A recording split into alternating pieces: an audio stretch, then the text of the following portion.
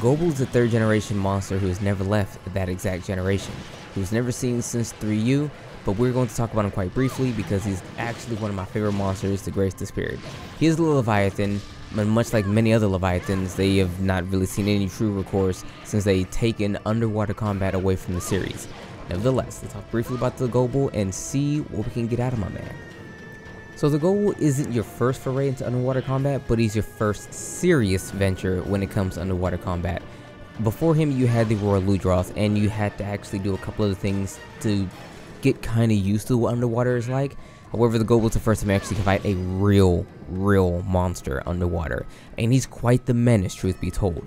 Honestly, the thing that actually makes him so difficult to fight is his ability to navigate through the underwater traverses so well. He'll go underneath the silt-ridden riverbeds and ambush you. That's his whole gimmick. He's an ambush monster, maybe akin to some actual animal in the real world. One I couldn't actually tell you. All I can think of is honestly the anglerfish, due in part to the big angler flashlight bulby thingy hanging from his head. The name of the game when it comes to fighting Gobul is mobility. We are also going to use an element in here when we go to fight him, and I strongly suggest you bring either fire or electricity. Electricity is his #1 weakness. Granted, we don't necessarily have a full means to actually get electricity, outside of the one little exploit I like to use, but I'll talk about that later. But you may have fought in Korapeko, well, you had to have fought in Korapeko, and Korapeko himself doesn't have too many actual weapons. However, you can at least get a sword and shield from him if you want a fire element. Nevertheless, it's not totally imperative to actually get one, but just know that elements are going to start making a much bigger impact from here on out.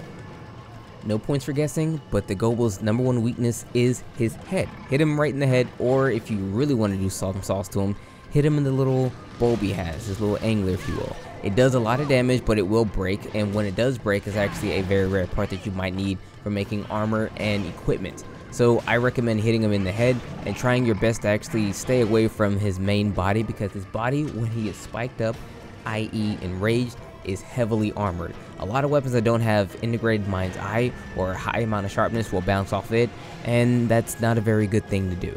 Granted, when fighting him underwater, it's a little more easier to actually navigate your attacking angle, if you will, so that way you can actually attack in the softer bits, i.e. the arms and the underbelly. But when on land, it's going to be a little bit more tougher to do so, so you want to go for low-hitting, sweeping attacks as opposed to overarching overhead attacks, because you may bounce. Notable weapons to bring in here when fighting him, in my opinion, the longsword is probably your best bet. It's one of the easier weapons to use, and it's actually very good at actually dispatching the Gobul, and it even comes with the Spirit's Round Slash. That entire combo is completely, like, it has Mind's Eye baked into it, so it's a full combo with Mind's Eye that just literally gets stronger the more you use it. Another weapon I really like using is the Gun Lance, and also even the Switch Axe. Switch Axe has the sword mode, which also has baked in Mind's Eye, and the Gun Lance uses powerful shells to actually bypass any madness if need be. You also have Weapon Fire and charge shots and so on, so it's actually really easy to bypass his armor when using weapons akin to these. Unfortunately, since the Gobul is an underwater fight, a lot of people have a lot of struggle with fighting underwater, and honestly, there's nothing I can really say to you guys to actually help you become a better underwater fighter outside of brisk practice. Okay, if you really need to, go back and fight the Royal Ludroth again. Get comfortable with the camera angles, because that's the huge thing that people like to really blame for underwater combat being so bad. The camera is really bad, or the weapon is really bad.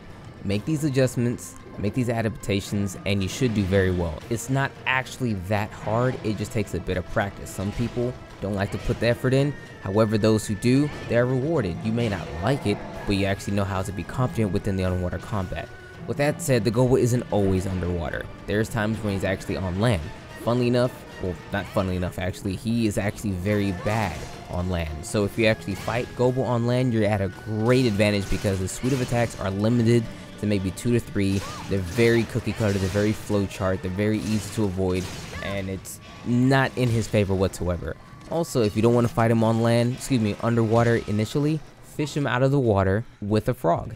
Get a frog, fish him out the water, and then you can fight him on land, giving you the advantage when you desperately need it, or you just want to end the fight a lot quicker, because he is very bad again on land and much better underwater. Briefly, let's talk about the Gobul's gear though. Since let's say you fought him quite a few times and it's time to make some gear, armor, weapons, and so on. First off, his armor is actually not all that bad. It actually gives a couple of really solid skills.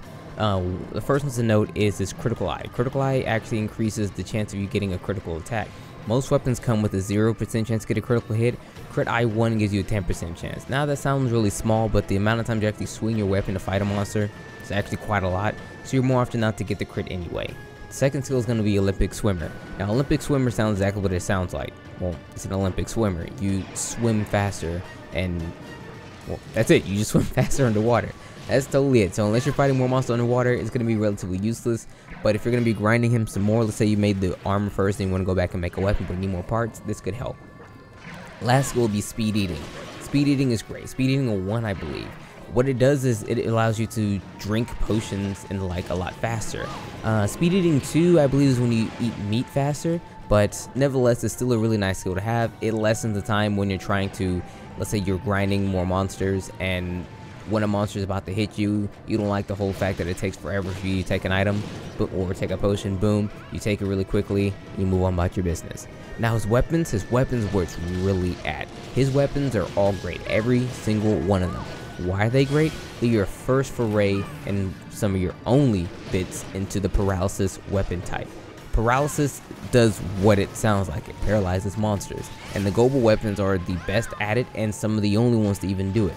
So I strongly suggest everyone at least have one set of paralysis weapons, be it your main or just another weapon type, or another weapon type you're actually really solid with. But paralysis weapons are very good. They're very good end game. Gobul has essentially the only ones I think should make Gobul paralysis weapons because of their utility in the Monster Hunter games. So let's wrap this up. Gobul is a monster that you may or may not even heard of because, well, he's never left the initial generation. Simply because, for one, Monster Hunter Tri was on the Wii and that came out 1,000 years ago. Portal 3rd was a Japanese exclusive game, and Thrill Spin was a game that released on a dead console that died and never sold a whole lot, no one really liked, and also was on 3DS, but it didn't have online, so no one bought that either. So not a lot of people even fought the guy, I get it. However, he's still a good fight. He's an underwater fight, your first true, actual underwater fight, because Roly Drop doesn't really count. He can do some stuff underwater, but for the most part you fight him on land. He likes to do a lot of double dabble on land, whereas the Gobul is almost 100% underwater. He's a tough fight, but I strongly believe that if you actually go in here with an adaptive mindset, you should be able to overcome your unwillingness to actually fight quite well underwater, or even just underwater in general. Use a bit of, wherewithal, and you should do mostly fine when fighting him. It could be a tough little scuffle, and if not, bring some thunder or even some fire to assist you in that point, smack him in the head, and you'll be fine. Don't forget, mobility is the key part here, so find yourself some weapons that actually move a lot quicker than others, and you're going to be in better hands. Slow weapons aren't really the bag today. But with that said, everyone, it's been your boy Dak908, aka The Dig Dug himself. Thanks so much for watching this video. Hopefully you learned a little thing or two about the Gobul, and maybe it helped you along your way in fighting the Gobul. But before we go, I want to mention one thing to you guys. I have a Discord server, and if you want to join, feel free to do so. The link will be in the description. You can talk amongst everyone else that's within the server, myself included, and we can just chat about Monster Hunter things, or just whatever just fits your fancy. Also, I have a Twitter, and if you want to follow my Twitter, I highly recommend you do so because it lets everyone stay up to date on what I'm going to be uploading, when I'm going to be streaming, and so on. Outside of that, of course, you can learn a little bit more about me personally. But yes, that's all I have for you guys now. Take care.